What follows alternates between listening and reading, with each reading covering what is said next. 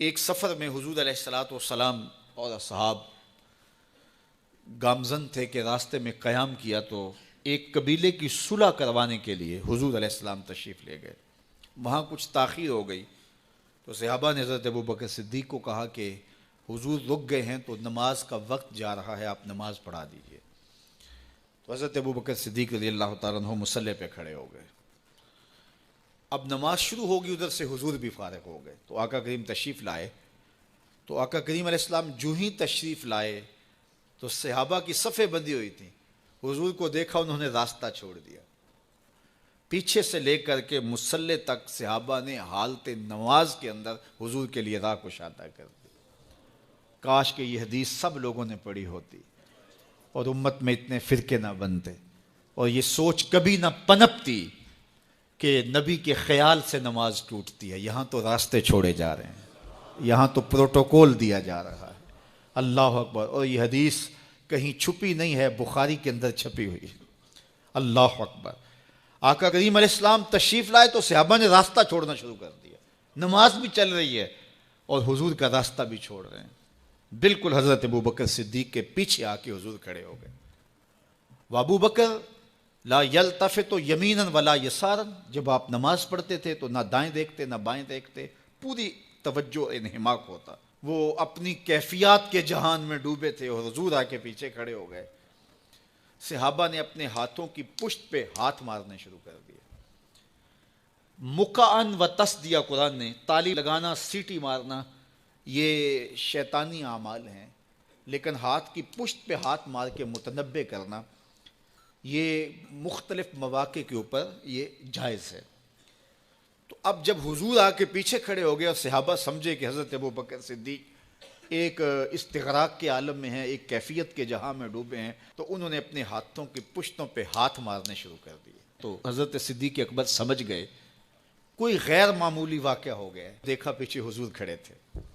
اللہ اکبر. تو حضرت صدیق اکبر مصلی سے سرک کے پیچھے آنے لگے تو آقا کریم نے اشارہ کیا رکو، نماز پڑھاؤ. سیدنا صدیق اکبر اس کے باوجود پیچھے آ گئے. کبھی ہوتا ہے حکم اور کبھی ادب آگے ہوتا ہے. اللہ اکبر. حضرت سیدنا علی المرتضیٰ رضی اللہ تعالی عنہ کو کہا نا حضور نے صلح حدیبیہ کے موقع پہ صلح نامہ لکھوایا جا چکا تو لکھا یہ محمد رسول اللہ اور قریش کی جانب سے ہے. تو عروہ نے کہا اگر محمد رسول اللہ مان لیں ہم تو پھر لڑائی کس چیز کی ہے؟ تو اس لیے محمد رسول اللہ نہیں، محمد بن عبداللہ لکھا جائے. تو وہ اس بات پہ بضد ہو گئے اور اگر ایسا نہیں ہوتا تو معاہدہ ٹوٹ رہا تھا.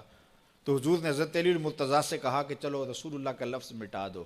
عرض کی میں تو نہیں مٹاؤں گا، میں تو نہیں مٹاؤں گا، یہ نام میں تو نہیں مٹا سکتا.